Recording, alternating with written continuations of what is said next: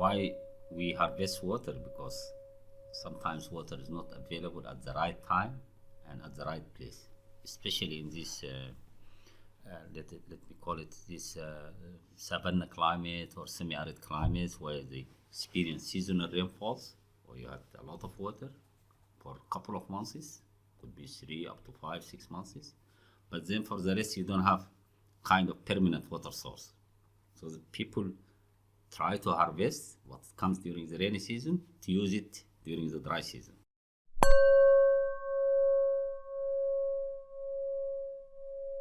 What we see is that a lot of the rainfall flows off the plot before it can be utilized by for instance, farmers. And I think it is very important that we try to capture more of the rainfall on the land where it falls, and see to maximize the amount that can be stored in the soil moisture. And that is where I think a lot of gains can still be made in many parts of the world. These are some of the key ideas behind the concept and practices of water harvesting, an ancient yet crucial technique to make productive use of the water resources in regions experiencing water scarcity. Countries like Sudan, Ethiopia, Zambia, and many other African countries. For thousands of years, people have been benefiting from collecting, storing, and making productive use of the rain, or the water flows for their crops, their animals, or for drinking. This smart idea still has all its beauty in today's context, and I am very pleased to have a chance to talk to two senior experts in this field. Welcome to the Water Channel podcast, a series of conversations on water, food, agriculture, and environmental sustainability. We feature stories and talks that reflect our present and are shaping our future. This is Long Huang from Meta Meta, my great pleasure to host our podcast today. I am sitting with Dr. Yasir Mohamed, the Director General of the Hydraulics Research Center, HRC Sudan, and I'm also joined by Professor Pieter van der Zaag, Professor of Integrated Water Resources Management at IHE Delft, Institute for Water Education. Thank you very much, and my warm welcome to you both. To start our conversation, I would like to talk about the challenge we are addressing here. Like Yasir just mentioned, we harvest water because we do not have enough. Not enough water for irrigating our crops, not enough for our animals, like in Ethiopia or Sudan, or not enough for our domestic uses. Dr. Yasir, you just came from Sudan, and I'm sure you have some concrete stories of what water scarcity actually means. Could you please share one of those examples with our audience? To me, the clear example, those young girls fetching for water, either on food or on their donkeys for hours, for example, 2 hours, 3 hours, to get a bucket of water and come back home. That's, to me, the real picture of water scarcity, being physical or being technical or being financial, but I can see the impacts, it completely changed the livelihood of the people, the society, everything. That's what does it mean, water scarcity for me. Yeah, indeed. Lack of water resources can really damage people's livelihood and their well-being. Thank you very much, Yasir. I'm turning now to Pieter, perhaps with another anecdote on how harvesting water helped. Now, I'm always impressed by an example that I learned to know through a PhD student of mine, Tesfaye Gebremichael, in the Tigray area in northern Ethiopia, in the Tekeze River, where in the last 20 or so years, springs dried up and erosion increased. And then through a large program from the government of Ethiopia, also supported by the World Food Programme and others, local people started to invest with their hands in improving, digging bunds along the slopes of the hills and planting small trees to ensure that more of the rainfall would infiltrate. And after perhaps 10 years of investments, it could be seen that springs that had dried up started to flow again. And that was simply due to more water of the rain infiltrating, which gave more vegetation, but also enhanced the infiltration and the recharge of groundwater. So it had a double benefit. But it cost a lot of work, but then it had a huge impact, and an ecologically and socially very benign impact. That is a beautiful case to me, because it shows that active actions can really turn the tide and deliver tangible changes to the people. Talking of changes, I feel very special today that we have the opportunity to sit with two senior experts with very respectable and long career tracks on water, in research, but also in operational water management and politics. If you reflect on the past years, what changes are remarkable regarding water scarcity? I mean, how the intensity has been changing and what factors are causing these changes? Okay, maybe different angles. I mean, if you see it from the climate as a driver, now has been proven by a number of studies, a number of models, that the intensity of the dry spells become more intense, as well as the flood events.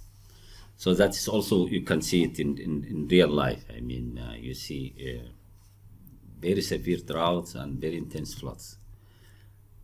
But if you see it with regard to the resilience of the communities to water scarcity issues, to me, in general now, people seem a bit more resilient compared to, say, the 70s or 80s, because I remember in the 80s when there was a drought in the Sahelian region of Africa, from Ethiopia to West Africa, Senegal, millions of people died. Now, the resilience seems to be better, relatively much better, because you can see conflicts, you can see suffering, but not to the level of many people lost their lives, or a huge number of livestock. So maybe I don't have exact statistics, but in general I can see relatively better resilience now. But still the gap is too huge of what can be done and what is actually happening on the ground. To enhance the resilience of people, again, it's this increasing kind of shocks, drought shocks. So a lot can be done to improve the resilience in different ways. And for you, Pieter, what is your impression? Now, I find it interesting what Yasir is saying, but if I remember well, in the 1970s, 1980s, people like the agricultural extension worker were positions of high esteem, and they were important in local villages to support local farmers. And during the 90s, etc., that position eroded tremendously because governments didn't provide sufficient support to those type of agricultural extension officers.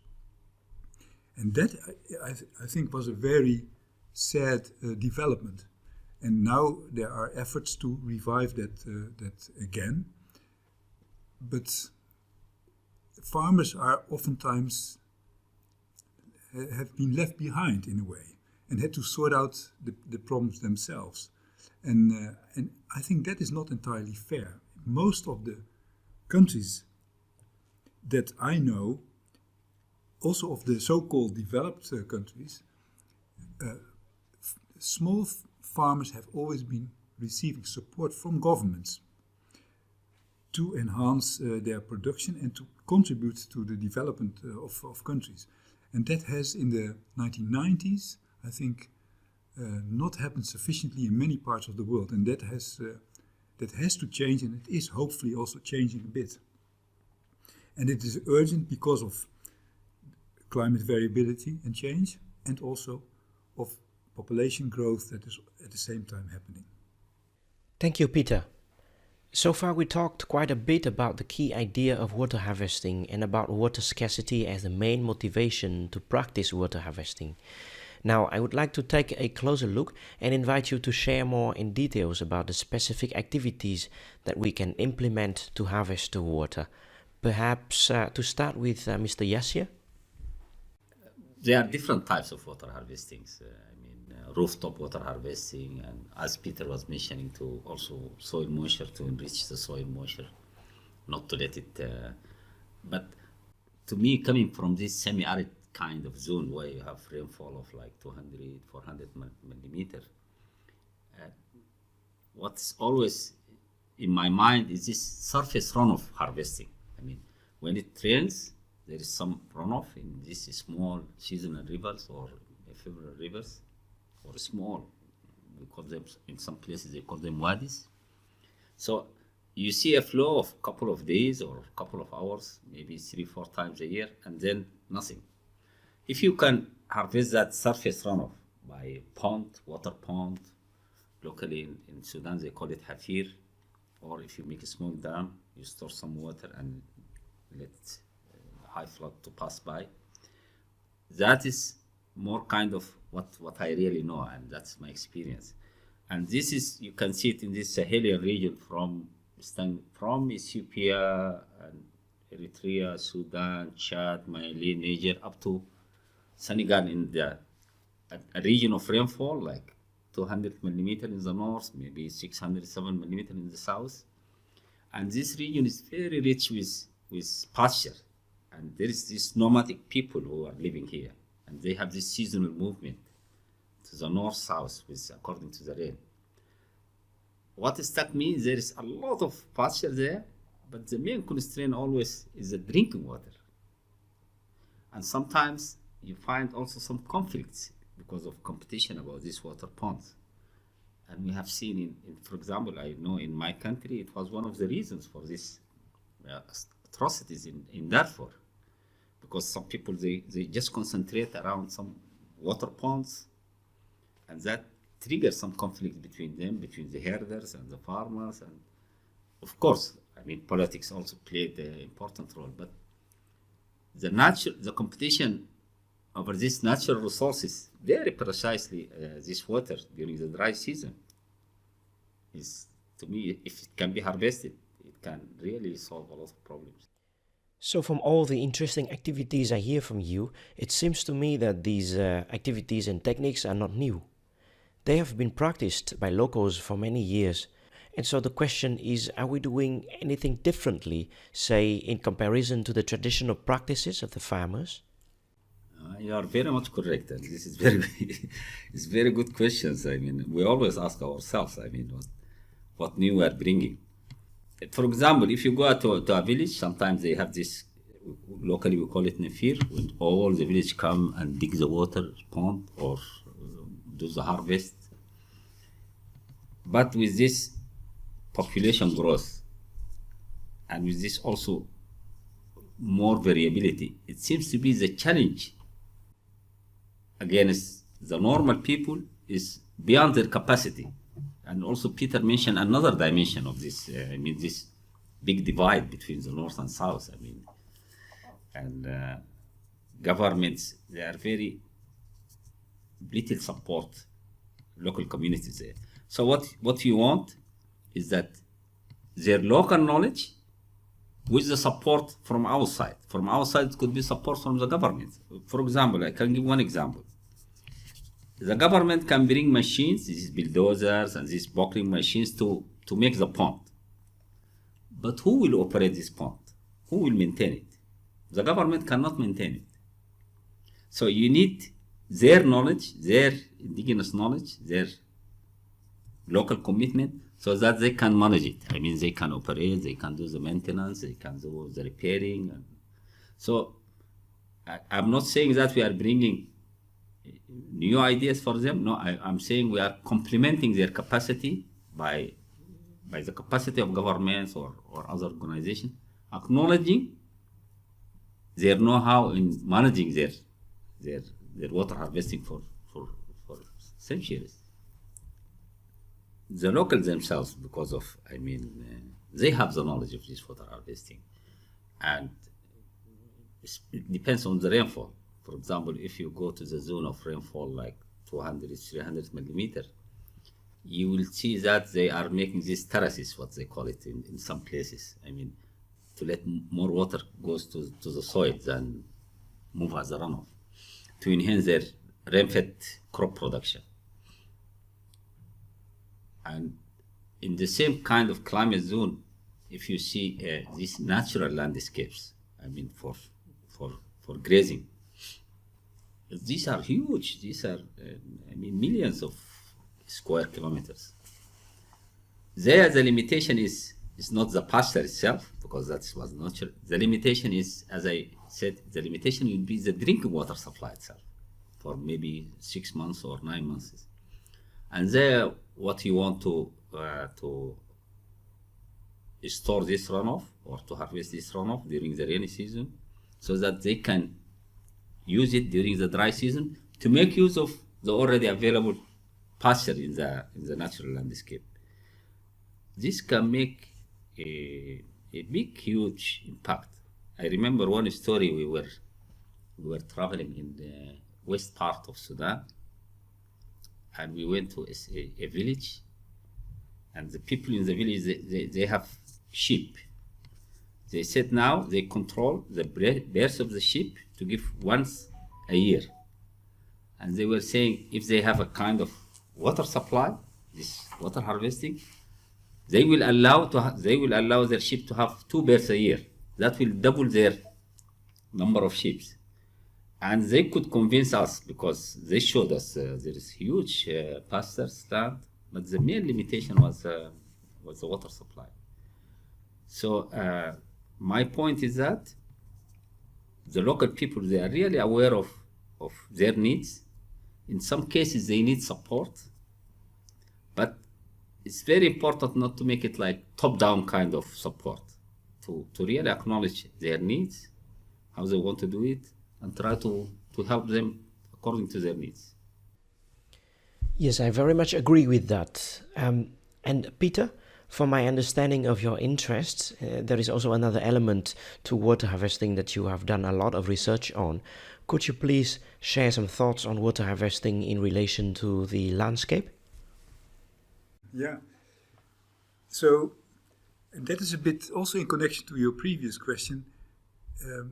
It is more interesting for donors and outside actors oftentimes to focus on the end solution. For instance, to build a large dam or so, and they even use the word harvest, to harvest the water from the river. Now, in former times we didn't call this harvesting, we simply called it damming up the river. And then to develop, for instance, an irrigation scheme. But that is, I would call it an end-of-pipe solution, and it would be much better to first focus on what I said before, on the area where the rainfall drops fall onto the soil, and to ensure that that is the most efficient use. And the storage that nature has given us in the unsaturated zone of the soil, the first meter of the soil, is critically important also for a smallholder farmer, because that store where water can be stored in the soil provides the means to bridge the dry spells during the dry season. But then you have to care for the soil, and you have to make sure that there is sufficient organic material in the soil and that there is less erosion. And that requires that each square meter is taken care of. And that is not so very attractive for external donors, because it's so tedious, because then you have to cater for so many interventions and how to organize this. And that is what I have seen is going oftentimes wrong. And therefore, we go for the end-of-pipe solutions, whereas the real solution lies in first start where we have to start, namely where the rainfall drops on the soil. And that requires to harvest or to appeal to the local knowledge, but what already was mentioned by Yasir and you, on how to better invest in soil and water conservation measures. And for instance, to see what type of soil conservation measure and tillage measures are best suited for the particular soil and slope that in a given situation exists. And that knowledge is oftentimes not sufficiently available, and there's too little experimentation going on at the local scale to improve that. Although if you would walk through a landscape in a semi-arid to arid area, you will always find farmers, female or male, who are better farmers than others and who have interesting insights on how they made their land better than you would have expected. And we can better make use of that type of experimentation together with modern knowledge to improve the situation. And if we can do that, then we can enhance the natural store of water in the unsaturated zone, and in so doing we can increase the production, the agricultural production, starting with the rain-fed agriculture. And if we can make that change, then we can have a huge impact in Africa, for instance, at much lower cost than focusing only on irrigation. Thank you very much. What I take from the interesting conversation so far is that by catching the surface or subsurface flows, or by preserving and enhancing the capacity of the soil to hold water and moisture, we can win over water scarcity. But also at the same time, water harvesting is not a straightforward, simple undertaking. We are talking about landscape interventions, which I suppose ask for a sort of distributed approach, to work closely with many people on the ground, rather than investing on a few infrastructures here and there. What is your take on this, Pieter? Now, there's two aspects that I would like to mention, because in the arid to semi-arid areas, it will require lots of local level investments that people themselves can make if they are supported by, for instance, food for work type of arrangements, coupled with support to farmers of what on the type of soil quality of their land, because that is an aspect that is sometimes not well understood also by farmers. They know that their soil is perhaps not fertile enough, but what type of elements are particularly missing is sometimes not known. So that is for the semi-arid to arid zones, which requires support to farmers at that level.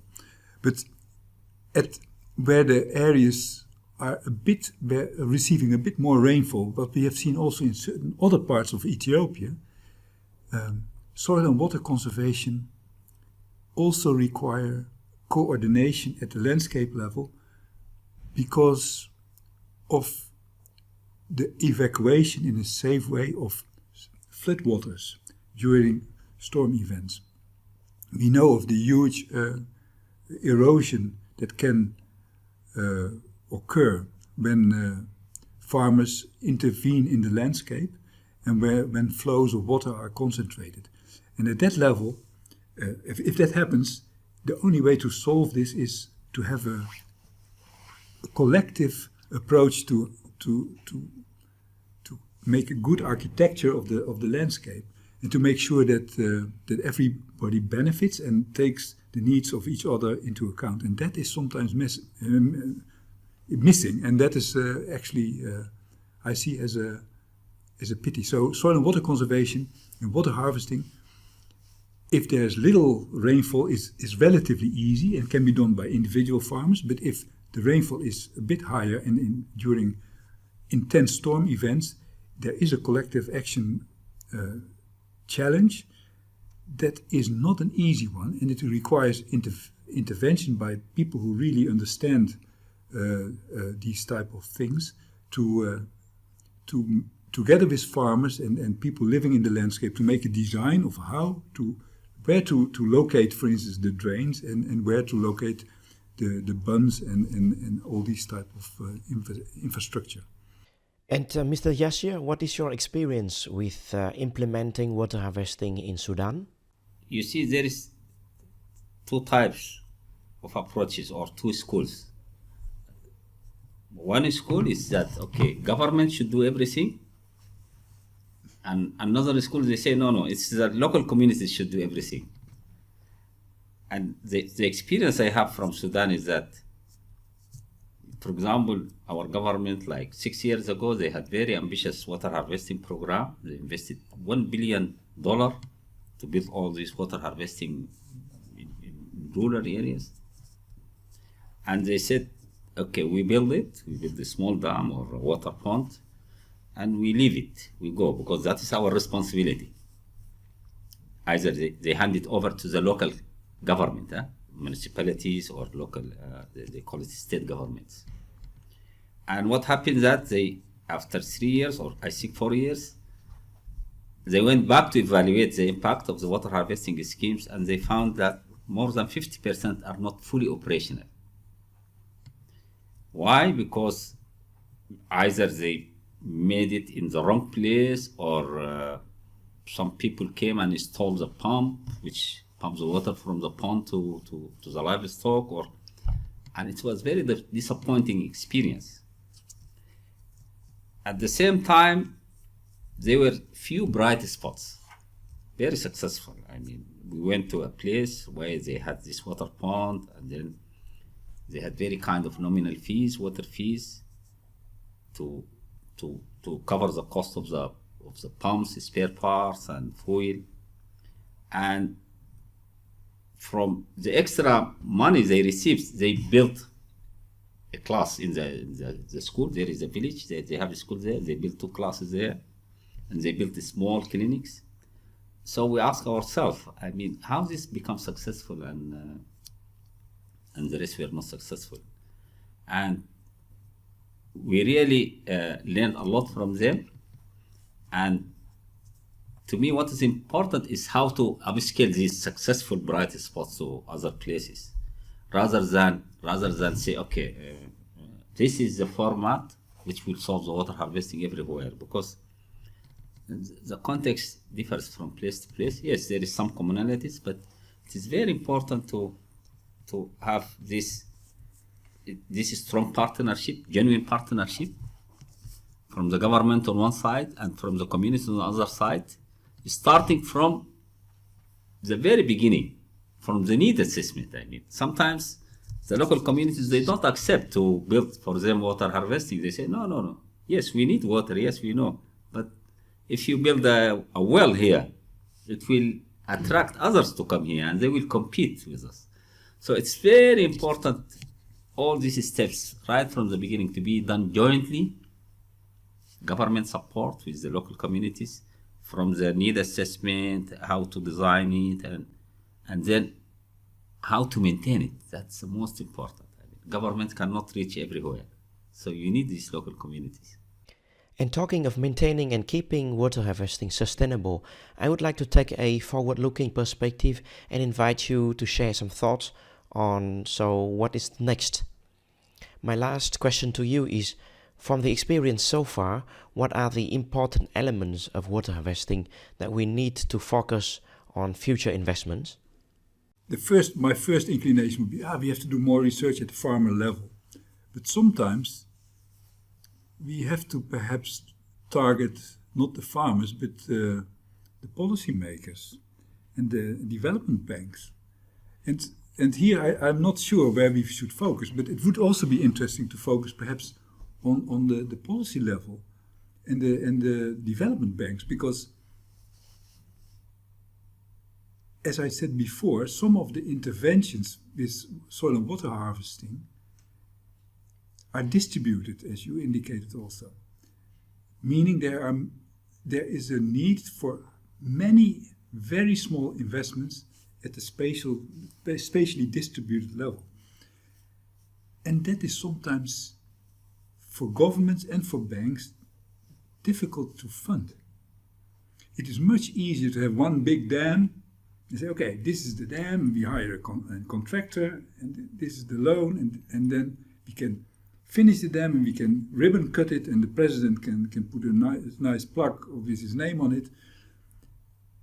And that is maybe the wrong investment.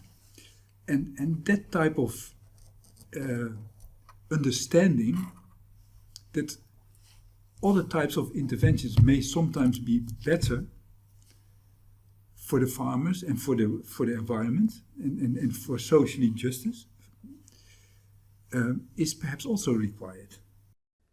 And Mr. Yasir, what are your thoughts on this matter? To me, someone coming from those areas where we have witnessed what kind of challenges, we don't need to reinvent the wheel. I mean, there is a lot of knowledge and a lot of experience on water harvesting now, either by governments or programs. What is important is we have to figure out where are the challenges exactly, where are the problems. And to my experience, for at least in Sudan and in Ethiopia and maybe also some other Sahelian countries, the challenge remains with how to maintain a water harvesting scheme, being a pond or being a small dams.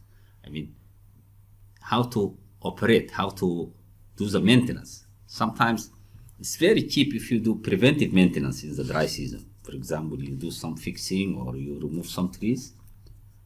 If you don't do it, maybe high flood come and will wash out the pond. You end up with nothing. But these very small kind of operational issues are very crucial to consider and to see how to make it sustainable. And in that, you need this kind of innovative partnership between governments or between donors and between the beneficiaries themselves. And that should be done right from the beginning, not after you build it and then you ask them to come to discuss how to maintain it. No, right from the start. Indeed, having the right thematic focus and effective engagement with the beneficiaries all the way from problem definition to implementation and maintenance would be essential. These are some very important lessons learned, and I am convinced that they will be useful for doing water harvesting even better.